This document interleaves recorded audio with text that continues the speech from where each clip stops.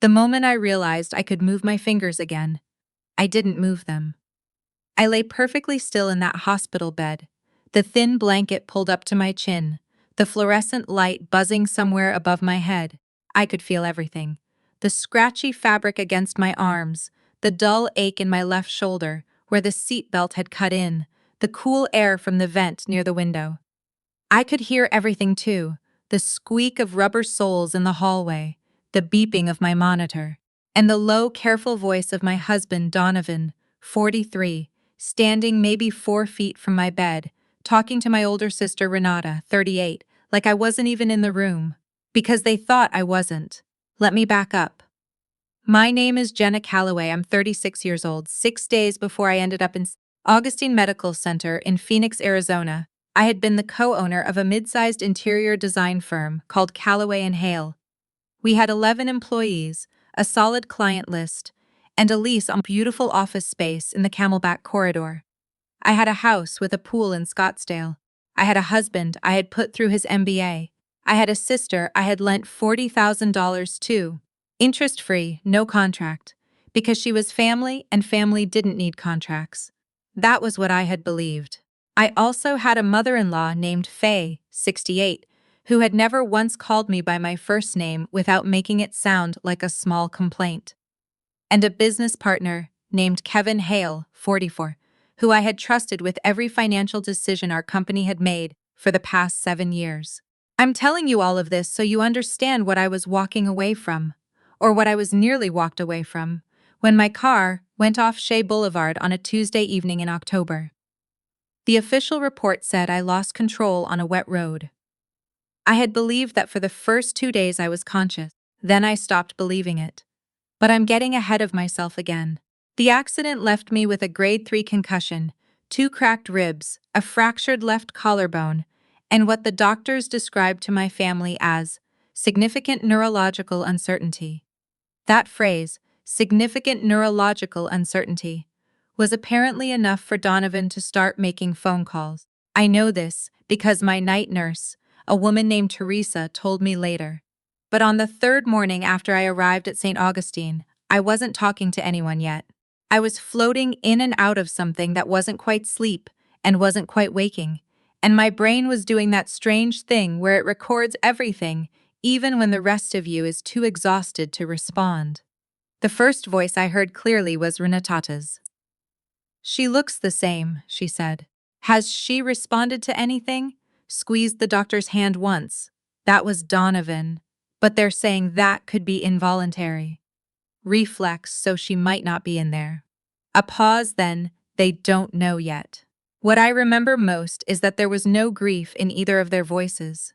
Renata sounded like she was asking about a used car.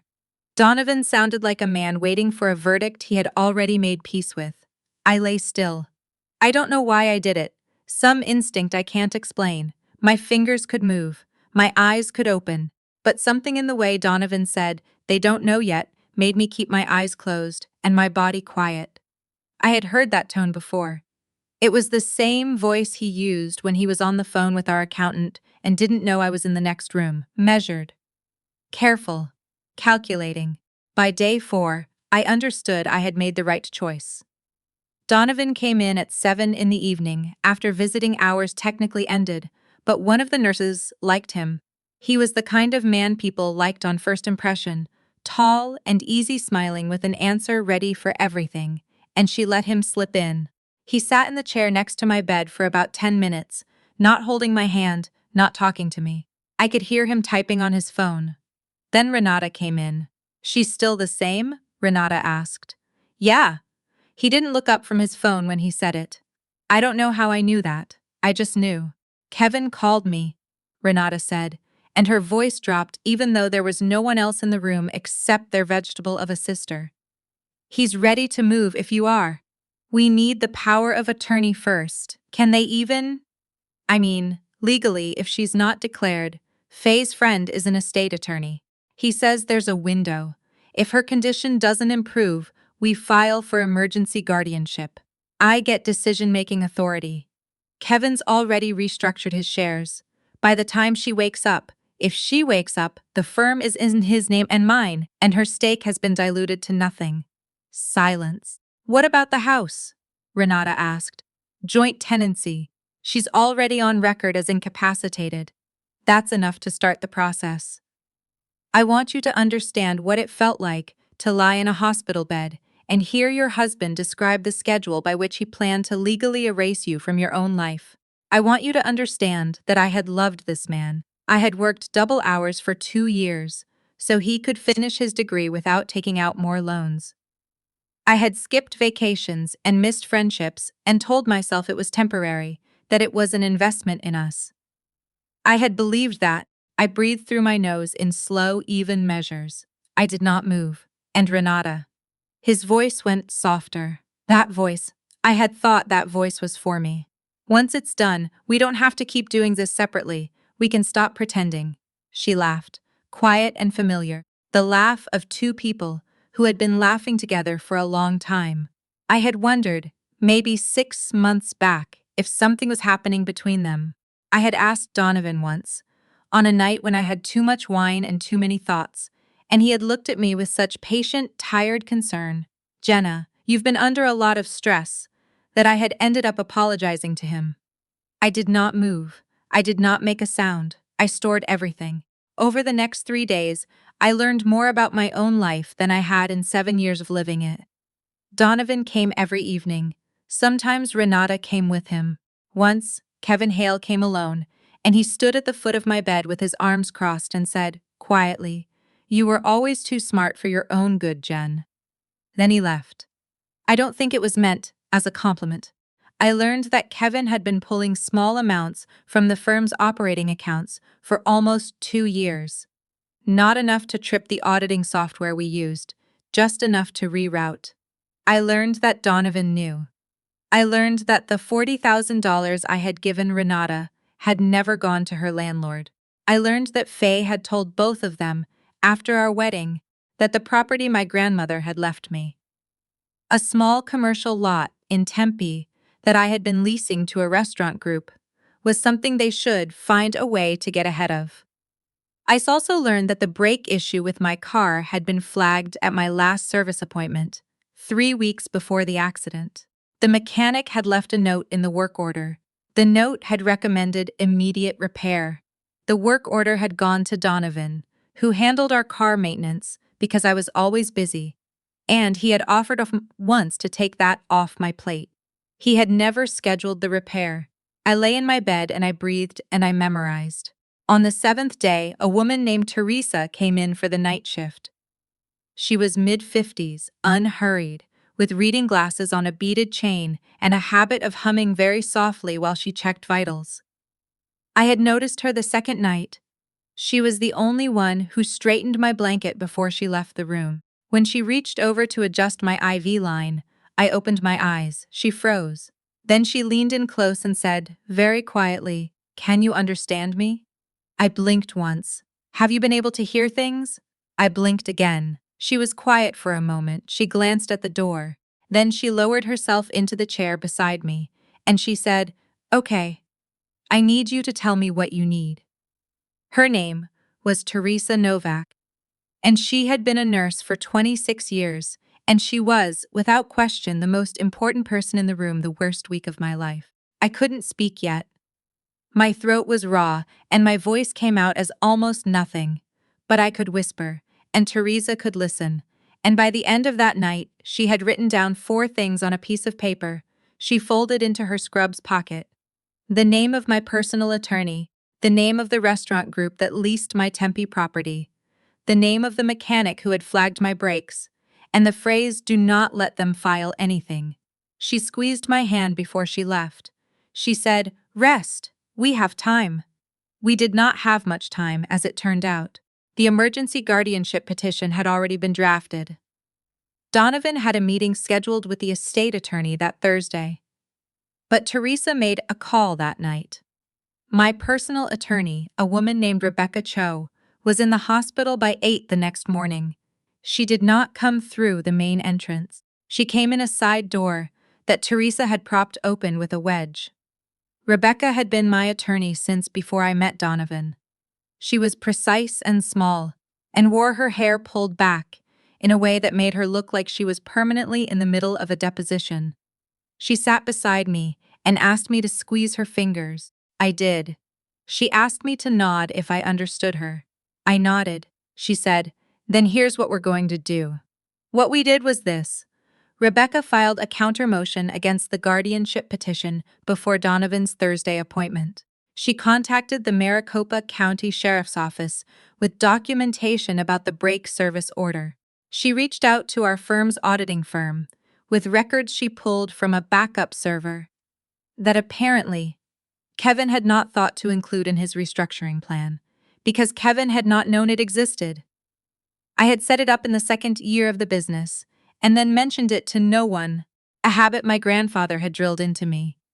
Always keep a copy somewhere they can't find.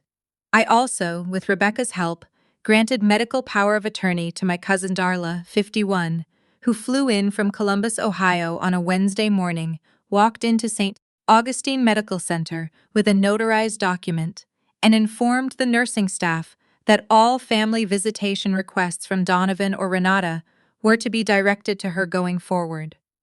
When Donovan arrived that evening, he was stopped at the nurse's station. He argued. He used his easy smile and his patient voice, and I imagine he was very persuasive.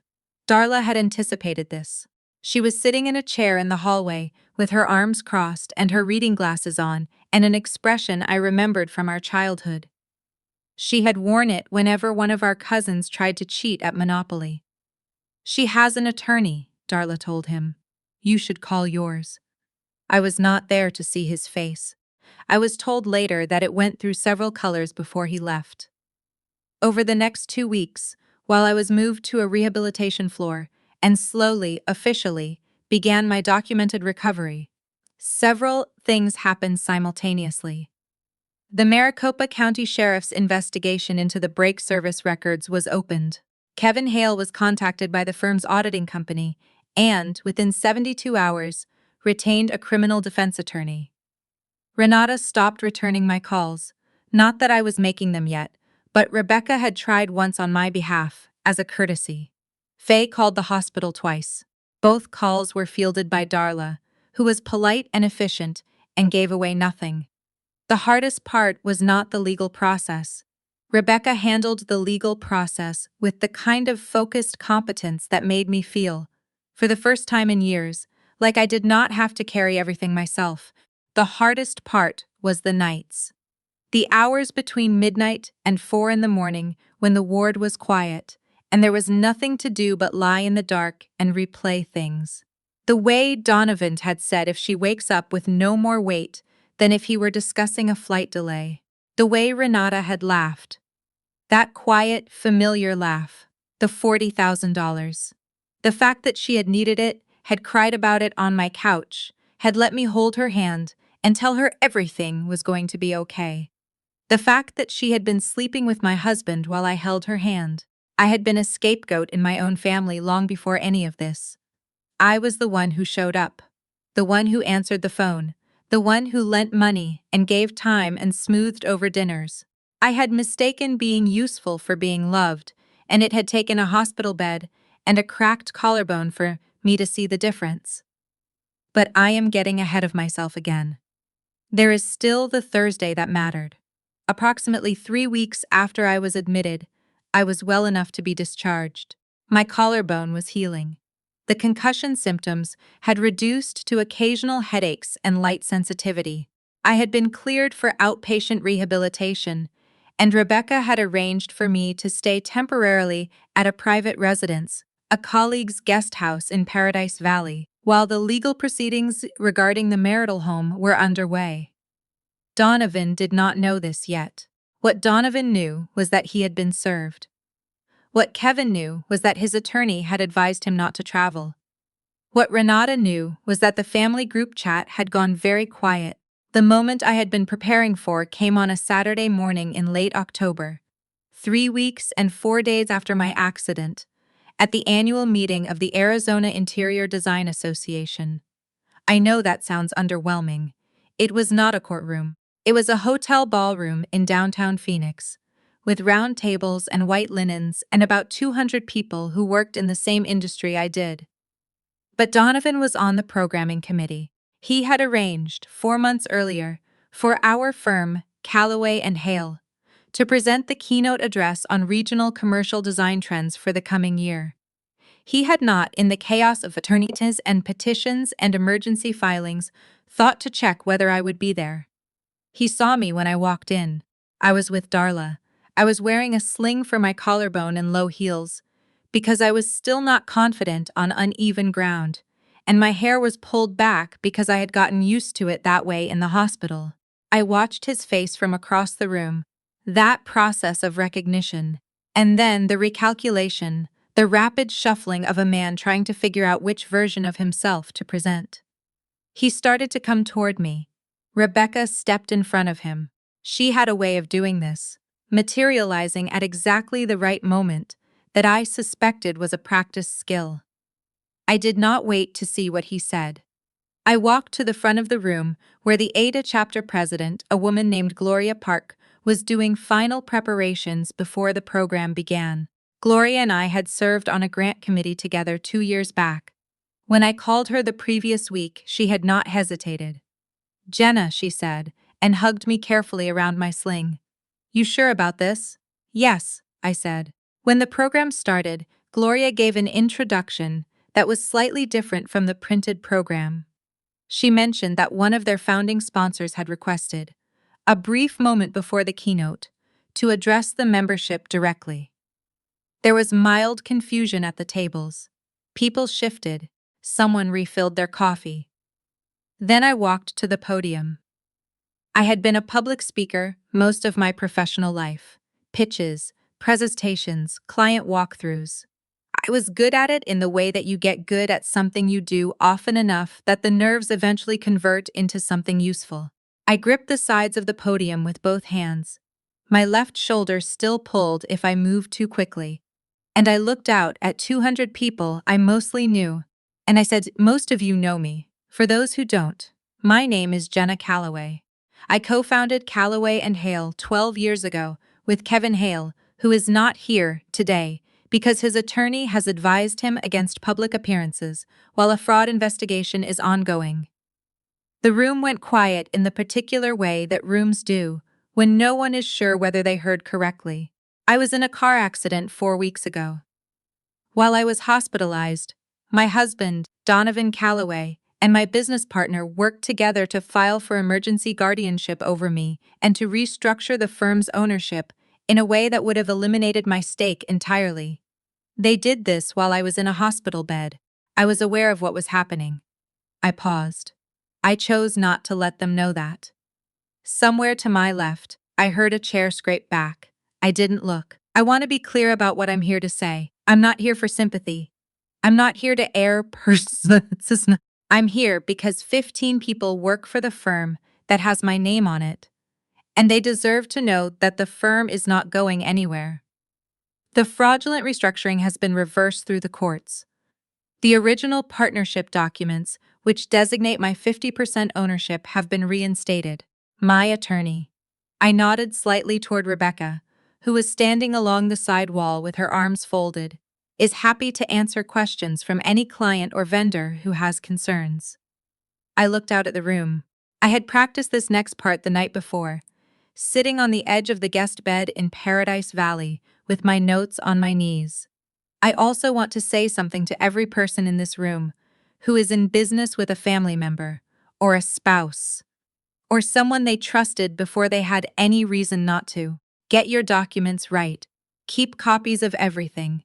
Know what you own and make sure it's in writing, because the people who love you are also the people who know exactly what you have. I stepped back from the podium. The applause started slowly, the way it does when people are still processing. Then it built. I did not look at Donovan. I had looked at him enough. What came next was the part they don't show in movies because it is long and expensive and boring.